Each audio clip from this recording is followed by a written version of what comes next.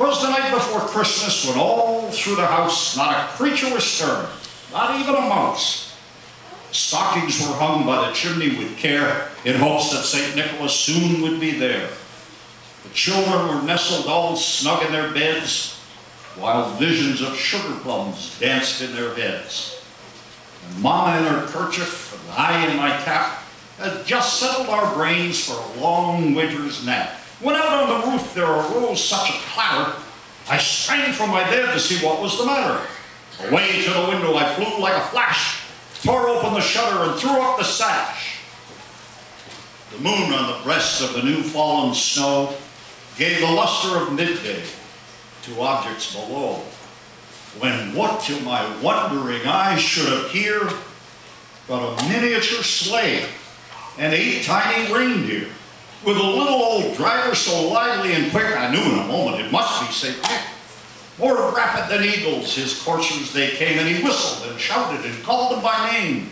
Now Dasher, now Dancer, now Prancer and Vixen, on Comet, on Cupid, on Donner and Blitzen, to the top of the porch, to the top of the wall. Now dash away all.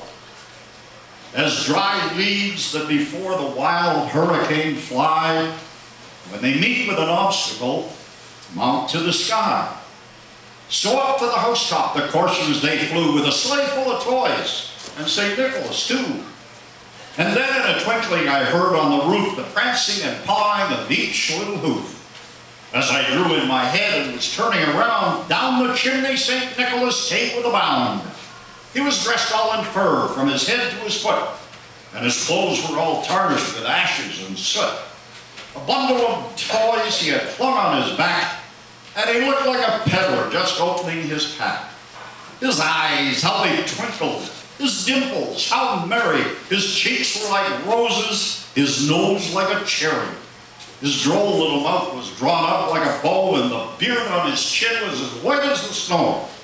The stump of a pipe he held tight in his teeth, and the smoke it encircled his head like a wreath. He had a broad face and a little round belly that shook when he laughed, like a bowl full of jelly.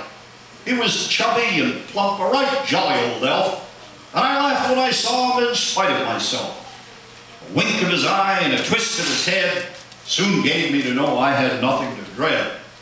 He spoke not a word, but went straight to his work, and filled all the stockings, then turned with a jerk, and laying his finger aside of his nose, and giving a nod, up the chimney he rose. He sprang to his sleigh, to his team gave a whistle, and away they all flew like the dawn of a thistle. But I heard him exclaim, ere he drove out of sight, "Happy Christmas to all, and to all a good night."